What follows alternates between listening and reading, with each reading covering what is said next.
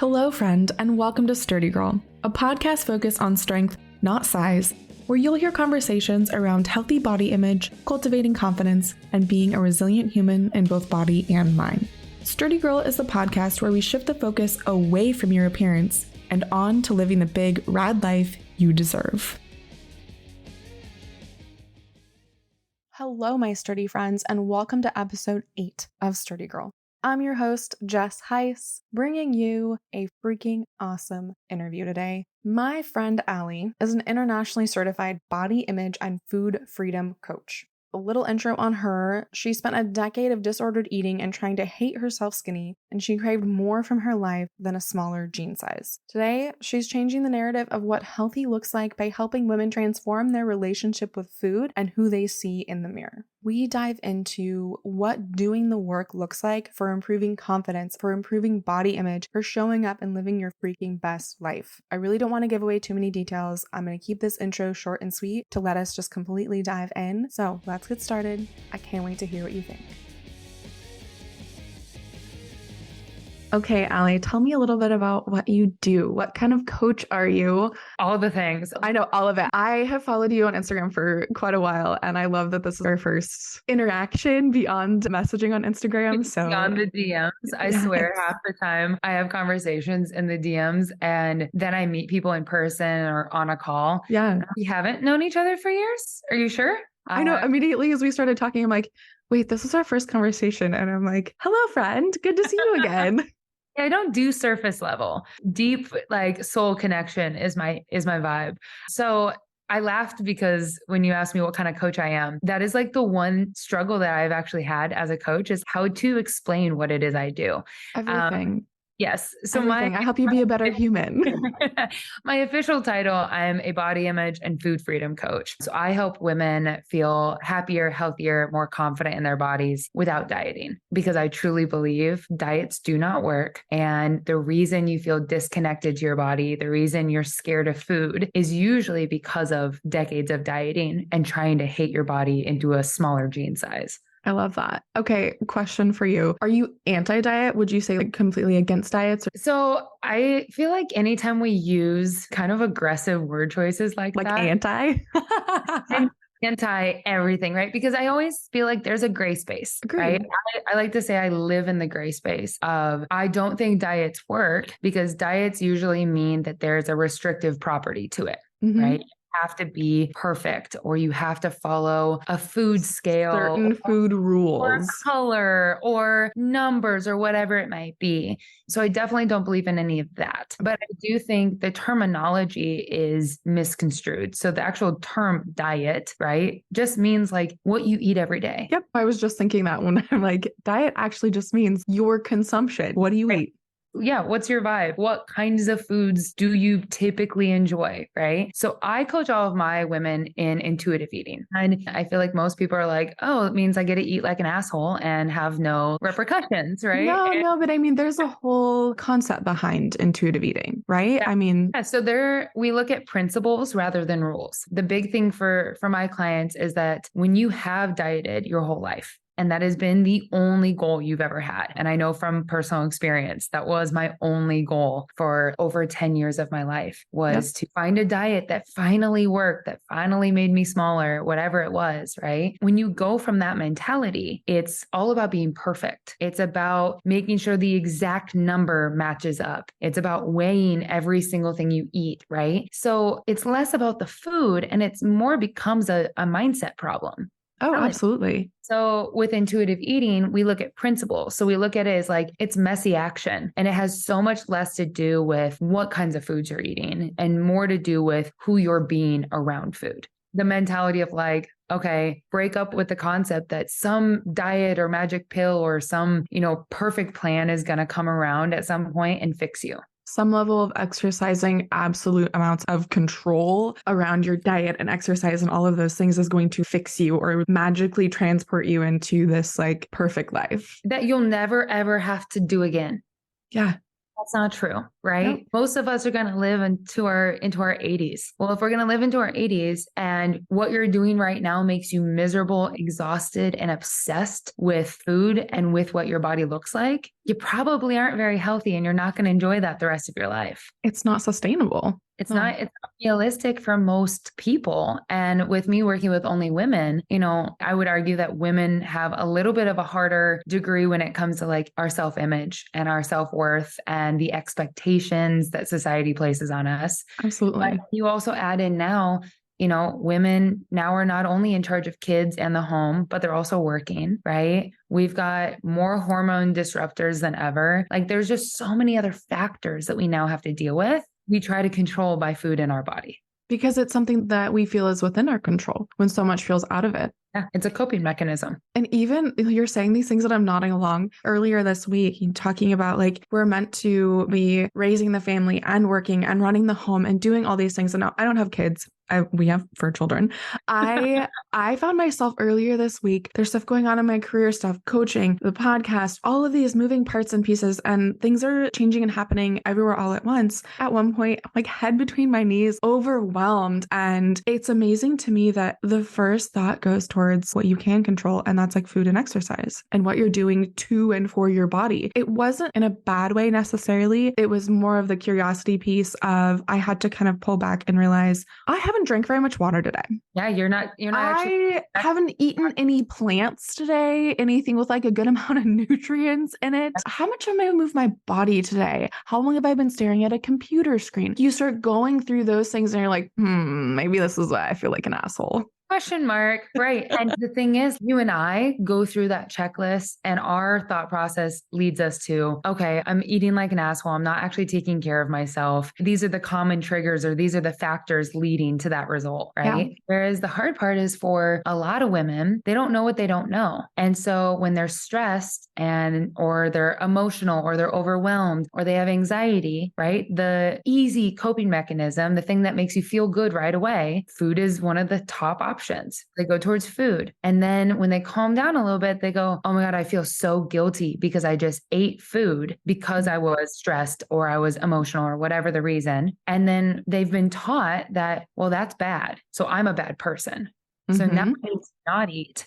I need to avoid all of the things that I need simply because I need to magically find this balance that someone once told me I was supposed to match, right? Like it doesn't make sense. It's a complete shame spiral and shame cycle that we go through. Absolutely. And we wonder why our relationship with food is so screwed up. And so complicated. Yeah. That's something too that in conversations I've had with like my dad or with other men in my world, where there isn't the same entanglement of emotions in food. It's so interesting. So going back for a second where we were talking about like when I asked you if you were anti-diet, I am reading this book right now. I forget the exact title, something about like regaining body trust. I feel like part of this, so stepping back for a second, like not just this book, but in order to get a book published, you need to have a pretty strong opinion. Oh, yeah. Or strong facts or strong whatever in one side or the other. And I think that this book started out really good in its concept. So in regaining body trust, and they talk about losing the connection with self, right? Because we're doing all of those things as compensatory factors of, can I control food? Can I control exercise? What can I focus on? And I get that. But then a whole section of this book is how hugely anti-diet they are. Then it even goes into, well, why does it matter if you pay attention to what you eat? So much of your health is determined by genetics and your environment and socioeconomic factors, which yes, those play a part. But if you're just going to be like, my health is all up to that and leave the rest, I'm like, I have so many questions right now. Body trust isn't just saying I'm going to eat like an asshole all the time and then wonder why I feel like shit. And that's where, when I said I live in the gray space, when I first started coaching and I was trying to explain what it is that I was trying to deliver on, a lot of people were confused because they're used to the 2 buckets. Yep. Of either the pro diet, following macros, there's a specific number calculator or something that you have to follow every single day. That mentality of like the fitness industry. And I could go down a rabbit hole of how unhealthy the fitness industry is. Right. Yes, same. And then there's the other bucket that is body positivity. And it is the pink washed version of body positivity. Right. Let's be clear. Yes. Yes. The side of it that says, I love myself for who I am and I don't have to change a single thing. I can do whatever I want. I don't have to worry about the outside factors, like what you were just saying, right? This is who I am. And I live in this beautiful gray space that says, yeah, you can totally love who you are and still want to take care of yourself better. Yeah, that's to me like taking care of your body and nourishing it. I'm going to say nourishing, right? Like I eat cookies almost every day. As you should. But I also know how my body feels when I make sure to eat foods that have lots of micronutrients. Exactly. It's that both and piece of if I respect my body and I want to take care of it because it is my forever home.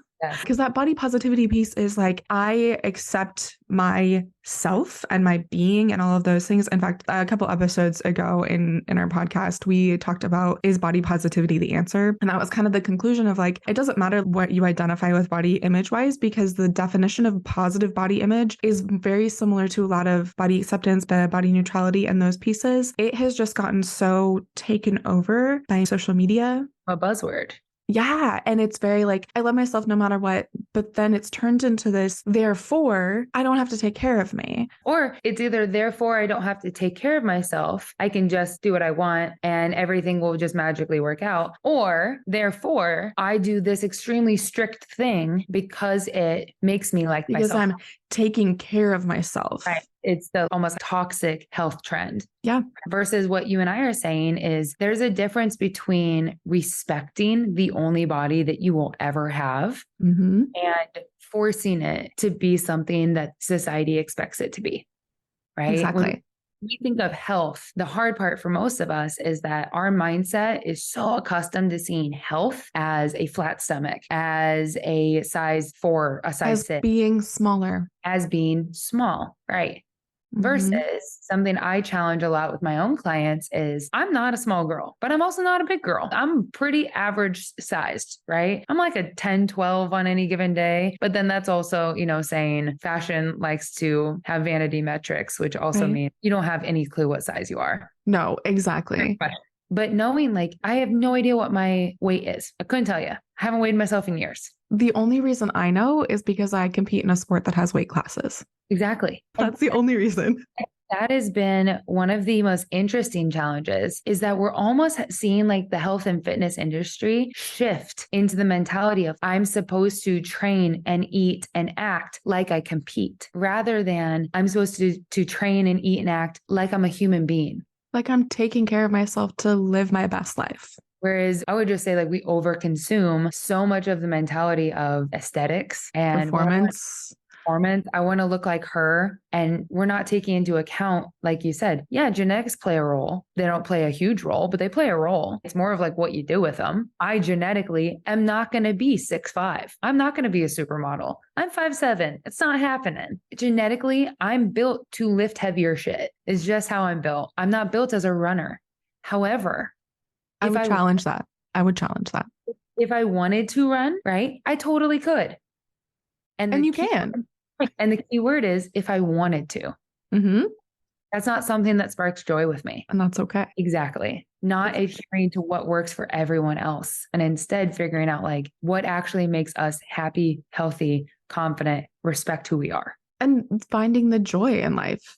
Because that's something too, when I talk to people about being a run coach, as one of my, you talked about like not knowing how to define yourself as a coach. I'm like, yeah, I'm a run coach. I'm a strength coach. I'm a mindset coach. I'm a nutrition coach. I can go down the list. So whatever you have, I can help you. Yeah, right. Come to me. It's fine. But run coaching was my original coaching modality. And people are like, oh, you're a run coach. Well, I hate running and I'm never going to like running. That's great. That's fine. I'm not a run coach because I think everyone should be a runner. I wish that everyone could experience the joy that comes from getting out on a trail and being able to just like let everything else go and getting done with that run and feeling like your brain is completely untangled like a ball of yarn, I wish I could impart that joy and contentment and peace, but running isn't for everyone. And I completely respect that. And what I find interesting, I was just thinking about as you were saying that is that's a very common statement to hear from, especially from women. Oh, I hate running. I hate cardio. I'm not a runner. Do you think that comes from diet culture? Because we've always been taught you have to do cardio to lose weight, to be skinny, to be happy.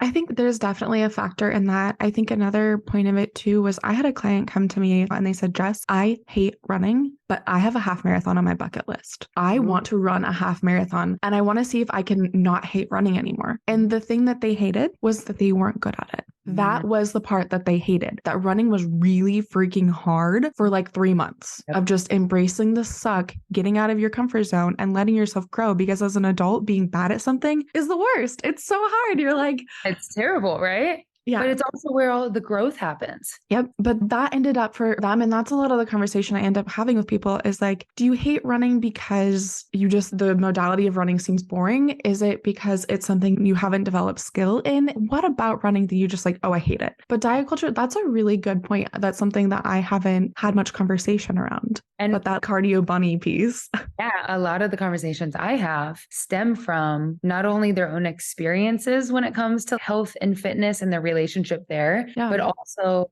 what they heard growing up, right? So as humans, a lot of our habits, our behaviors are learned. Most of the things that we like, dislike, are scared of are not things we were born with. I love to ask my clients the question when they first start. I'm like, what are the 2 fears that you think we're born with? And it's always like, oh, a fear of being alone, or maybe it's a fear of, disconnection, like not having community or not being loved. We have this innate fear. The only 2 fears that we were born with are falling and loud noises. That's it. Everything else is a learned experience. And so maybe it's that they grew up with a mom that said, like, you have to do cardio. You have to run in order to lose weight because you're unhealthy or you're too fat or whatever it was. They heard that time and time again. Or maybe they saw a parent, a friend who, and this is just an example, obviously, but like who ran every single day and was a smaller bodied human. And so they associated those things together. Maybe they don't have the same body type and they've tried, or they already have a fear of starting because it's associated with that past belief. Those beliefs are so powerful. Oh my gosh. Yeah. Especially around our bodies and food and what we're capable of doing. It's interesting too, because as a coach, I'm like trying to think of how to word this right now. So many people don't have any awareness around what those beliefs are. I've had many conversations when we talk about body image and people learning to identify kind of where they sit with how they feel about their bodies. Our body image story is written from the time we were a child and the first time we were aware that we had a body, or that people reacted to how our bodies appeared, and being able to go back and see how that story was written to then say, oh shit, that's why I believe this thing. I had no idea. That's actually the very first question I ask women when they get on a call with me. I always ask, like, what's your story? And they're like, well, what do you mean? What's my story? I'm like, I want you to think back to when this started, when you started to notice your body or when you started to think about food. When did that actually start? Because it didn't just start yesterday. It wasn't recent, right? If you feel deeply about this started a long time ago and probably earlier than we want to admit. I openly tell clients, like, I started tracking my food in 6th grade. I knew the macro breakdown of every food that I ate in middle school because I grew up in a fitness family. And in their perspective, it was, oh, I'm giving you education to learn to take care of yourself. Well, as a middle school female in the culture that we have, I saw it as it's a tool to fix myself so that I'm small like my friends and then I'm happy, I'm accepted, boys like me, right? All the good things that were promised if you're just a smaller body. Did your family present it to you in a way that was like, here's information, here is factual things? Because that's one thing that I find really interesting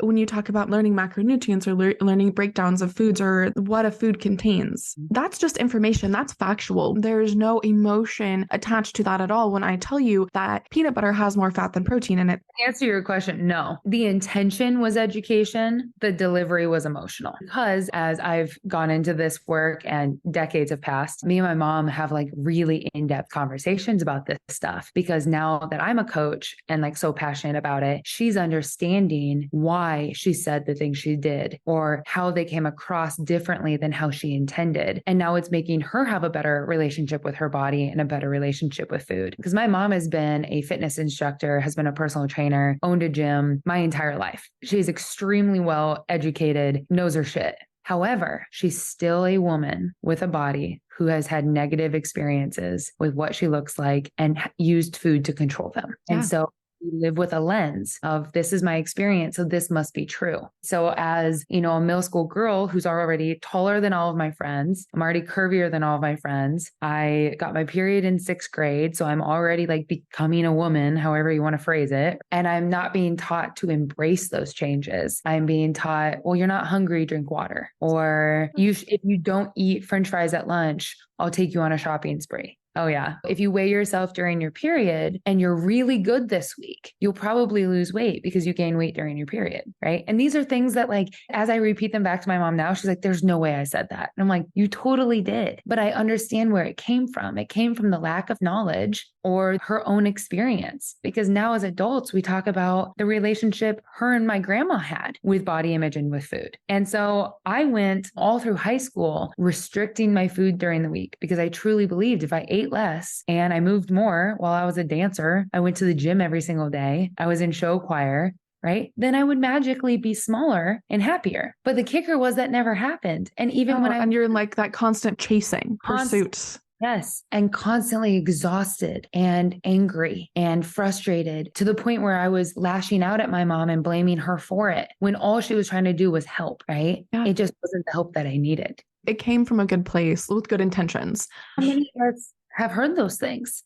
And if we asked our moms who we maybe have a great relationship with, they would probably say, oh, I said that because that's what I learned. Or I learned something else. And so I thought this would be more helpful, right? Yeah. We're all doing the best that we can with the tools that we have. But if we don't heal our own shit first, we don't like shift the beliefs that we have, all we're doing is more damage, no matter how many good intentions we have. So I was raised with a mom who had anorexia for well over 20 years. And my mom and my 2 sisters are 5'10"-ish and naturally very thin. And I am 5'8", 5'9", depending on who you ask, and not thin. I never have been and have been. I was that 6th grader with curves and that whole scenario too. And it's so interesting talking to my mom as an adult and the same thing where I can relay conversations that we had in middle school where it came from good intentions, but then it turned into spirals of controlling food, of trying to control my body and the size of my body. It's powerful just building that story, like going back and reflecting on what shaped why you can't have a better relationship with food, where, I'm sure the people that come to you and seek your coaching are like, I've tried all these things. Well, it's become so ingrained in them. And I always challenge someone when they say, well, nothing works for me. I've tried everything. And I always say, yeah, so did I. But we were doing the same shit different day, expecting a different result.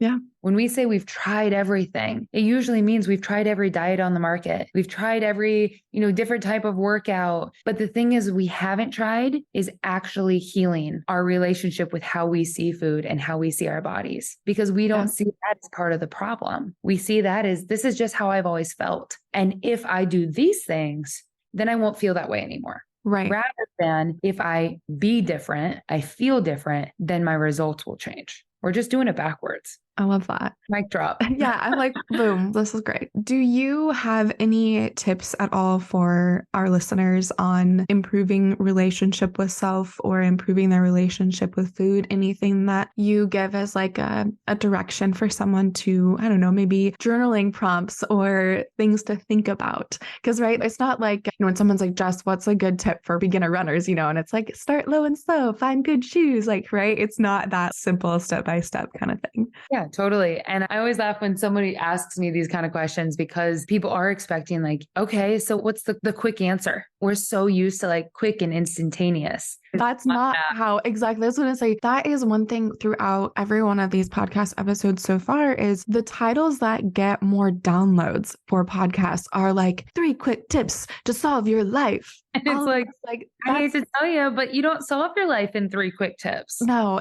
that's not how any of it works. The things that go on to enrich and improve our lives in ways that last take work, take time, take a lot of energy. I tell my women, when it comes to coaching and being in a space where you're like, I don't know what to do, I don't know what my next steps are, and you're thinking about working with a coach, right? The biggest factors are consistency, accountability, and support, none of which are quick, easy, or instantaneous. Yep. Those involve time. They involve effort. They involve putting your heart and soul and sweat into something. And a lot of self-reflection. So much. So like to even answer your question, one of the first things I start with my women on is not instantly shifting your mindset, right? Because if you're right now looking at yourself in the mirror and saying like, I hate my hips, I hate what my stomach looks like, I need to lose 10 pounds, I'm never going to be happy, right? All of the very negative things. You're not going to magically walk into the bathroom after this podcast, strip down naked and be like, wow, I am the hottest person I've ever seen. I love me so much. I love myself, right? You're just not. And if you do it, you're not going to believe it. And so I challenge my women to just start journaling down what and how you feel about yourself and why. Like, what experiences taught you that? Who taught you that? Because the more we can get clear on where those beliefs came from, the more we can recognize they were never ours in the first place. That's just essentially bringing awareness around our thoughts and our thought processes and patterns, bringing awareness around that self-talk of how do I talk to myself? Because that's something too that some people don't even realize the words that they say to themselves. Exactly. It's funny. I posted a reel this morning and probably no one will see it because Instagram hates me sometimes, but that's okay. But I basically said, like, hypothetically, if someone were to tell you, you are ugly, you're fat, you're worthless, no one cares about you, and they said this to you every single day, how would you probably feel? Really god awful. And you'd probably believe those things. The problem is that someone is usually you. And our brain grabs onto our own voice 10 times more than it listens to anybody else. So if it's hearing it in your own voice and it's believing it to be true, your thoughts create your feelings. You probably feel like crap, right? Yeah. It creates your actions. You're probably not doing a whole lot of things that make your body feel good, that are very nice to you. We're probably restricting. We're probably punishing. And then the end result is you're definitely not getting what you want. You're not going to feel any better. No. Right. And all of those things, our thoughts, our feelings, our actions, and that's eventually what turns into belief. Exactly. A belief is just a thought that you have thought so many times that you believe it to be true. That's it. Yeah, I just lost my train of thought too, because I'm like, yes, all of this, yes. Keep telling me, Allie, bring it on home. No, I'm like, you know what? If a belief is just a thought that you keep thinking, great. Then the entire way that we shift that is to think something else, right? It's not to stop thinking, because good luck doing that, right? Like, especially as a woman, good luck stop thinking. Your brain doesn't process negatives. So even if you told yourself, don't think about that, all your brain hears is think about that, obsess over it. Yeah. Be busy about it, right? So instead of saying, okay, I'm not going to think about food, or I'm not going to think about my body today, replace it. Replace it with something positive or neutral or something different that's going to give you the result that you want. Yeah. One thing that I found really interesting in reading about body image, about confidence, about all of these things that people want to improve, we will never get rid of all of our negative thoughts. They're never going to go away, whether that's negative thoughts about our body, about food, about any situation in our lives. But the point should never be to get rid of all of those negative thoughts, because they're still going to happen. We're still human. It's how do we cope with them? How do we handle them when they arise? How do we react to them? Is it something where you can hear it and you're like, oh, that's just my judgmental voice coming in again, right? Can you name it? Oh, girl, we name our egos in my program. I love that, because I have my runners name the voice in their head. Yes. And it's the same thing, right? It's the piece of you that says, you're not good enough. You can't do this. It's judgmental. It's harsh, right? She's not a nice person. And I always tell my clients, I'm like, name her, because that's not who you are. That's your ego trying to protect you, or trying to keep you safe, or trying to say, here's all the scary, bad things that could happen. Let's perpetuate the beliefs that you have that haven't been healthy ways of coping. Exactly. And by naming it, you almost get to, I don't want to say detach, but you get to disconnect. It gives you a level of objectivity. Yes, exactly. I love that, because it's so, I feel like saying it's really powerful seems kind of buzzwordy, but it can be when you can allow yourself to almost disconnect from those thoughts as they come up, in a way to say, like, this thought comes up and I can take it out and look at it and say, that's kind of crap. Okay. Well, we learn to respond rather than react. You are not your thoughts. The things that happen inside your head could be true, not true. They could be an idea. They could be something that someone said. It could be just a random song that pops into your head, right? You are not your thoughts. So if you're not your thoughts, we should be able to be objective and say, okay, this isn't about trying to control or trying to understand every single thing that comes into my head. It's about saying, okay, do I have a healthy enough relationship with myself, with my beliefs, that when those negative thoughts show up, can I I hold them out and go, okay, what do I need in this moment to shift out of this rather than live in it? Because Yep. to your point, the light and dark of life, you have to have both. You have to. I hate to tell you, like, we can't get away from it. We The have no control. goal isn't light all the time. It's How to it ought to raise be. your vibration so that your dark is not as dark, right? I like So that that. we're not falling into the depths and getting stuck there. Agreed. So the takeaway is self-work is work. But it's the But it's most worthy worth work. Yeah, it's most worthy work you'll ever do. I think every single episode now of Sturdy Girl, I have said that the work on ourselves is worth it because our relationship with ourselves is the longest and most intimate relationship we'll ever have. So when you talked about if someone were to say to you every day, like, you're fat, you're ugly, you're worthless, we'd start to internalize those, right? So looking at our relationship with ourselves, we wouldn't stay in a relationship if the other person every single day was telling us all of these negative, just like, you're worthless, you're not good enough, all the things. If you start paying attention to what we say to ourselves, you would never stay in such an abusive relationship.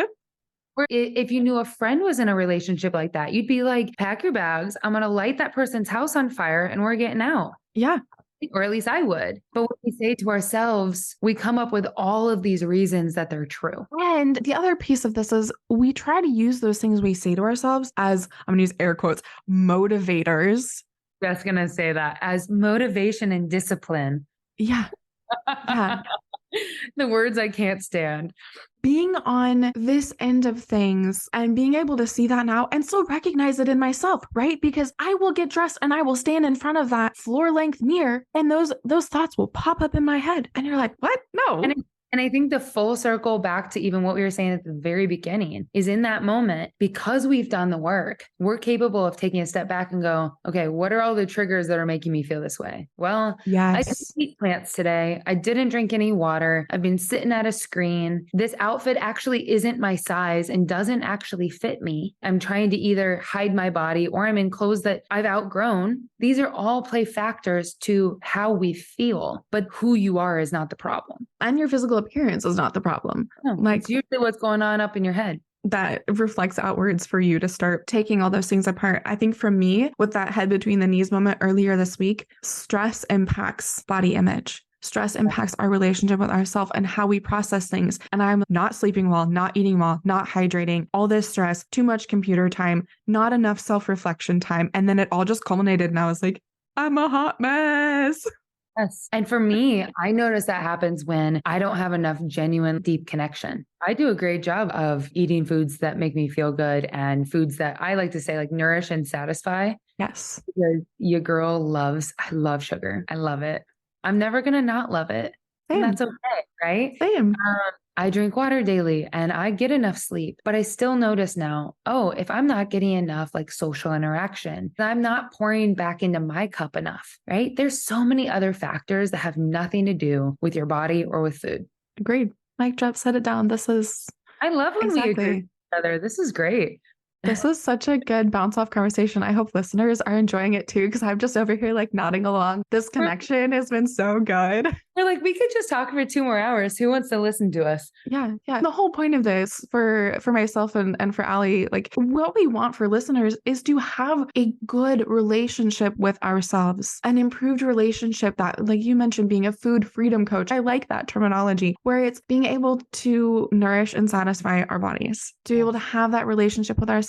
So you realize that how you look really at the end of the day has nothing to do with the quality of your life. Yes. You are letting your physical being hold you back from doing things, saying things. Like I talked about confidence last week on the podcast, and so many people mistake confidence for actually, like, part of it is how they're feeling about their bodies and letting that determine their level of confidence that day and how much that plays into it. Confidence is not something that you can buy, borrow, or steal. It's a skill.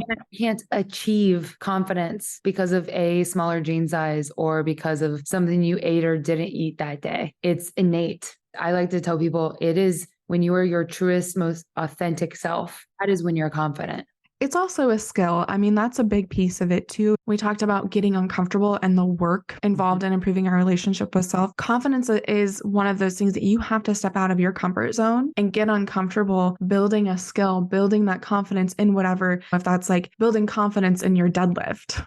And to your point, I think it's about feeling secure in yourself. It's trusting yourself with the ability to execute this task with a measure of self-efficacy. Yes, because confidence, again, similar to, like we were saying, positive body image, looks different for every single person. I feel confident walking into a bar by myself, looking like I own the damn room. That's Go, not Allie.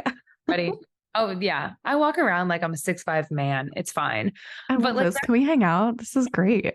absolutely. But like, that's not confidence to everyone. Sometimes being the quiet person in the room is confidence to someone. They're secure in who they are. Oh my gosh. I put out a question box about what is confidence to you? What does it look like? What does it feel like? How do you develop it? Like I just kind of put out this broad strokes and I had 3 different people that are like, confidence is not based on looks. It is not based on your physique. And I got this super long paragraph message. I did it as an anonymous link, so I don't actually know who sent it. So I'm not hating on anyone, but it was one of those things that I'm like, but you know how to recognize confidence when you see it. And that was more my point, is you understand when someone has that secure connection to themselves, you can see that, whether that is walking into a bar solo, feeling like you're a 6'5" man who owns the place, or it's someone who is the quiet sort of confidence that just knows who they are. I use it as an example with my clients of like, a lot of my clients are fearful of wearing a bikini or like swimsuits. Yeah. And I say it of, okay, you could be the smallest person at the pool, but if you're sitting there with a towel wrapped around you, you don't want anyone to look at you. You won't get in the pool because you're worried about what you might look like, right? You're hiding. And then you've got the curviest, loudest, most voluptuous woman walks into the pool and she's rocking a bikini. She's laughing. She's having a great time. She's jumping in. The difference is not just, you have different body types. Everyone does. If you look around a pool, everyone has a different body. But the reason people gravitate to the other woman is her confidence, her authenticity, fearful and not hiding. That's what people gravitate towards. And I personally think that is so much more attractive than anything that someone could look like. Agreed. It's their relationship with themselves showing outwardly. Okay, I think that this is a really good place to end this conversation, but I could keep talking for hours. Beautiful, beautiful full circle. Agreed. Thank you so much for this conversation today. It means the world. I had a great time. I'm so glad that I was here. Yes, thank you. And we will be in touch soon. I feel this conversation continuing, whether this is on the podcast or otherwise, but thank you. Girl, I'll show up every week if you want me. I might take you up on that. We could have some fun conversations, but I'm going to go for a little self-care and get a manicure. I love that for you. Okay, I'll talk to you soon, friend. Bye. Bye. If you enjoyed this podcast episode, please feel free to follow, subscribe, like, whatever the heck you do with podcasts. As always, stay sturdy, friends, and we'll talk to you next week.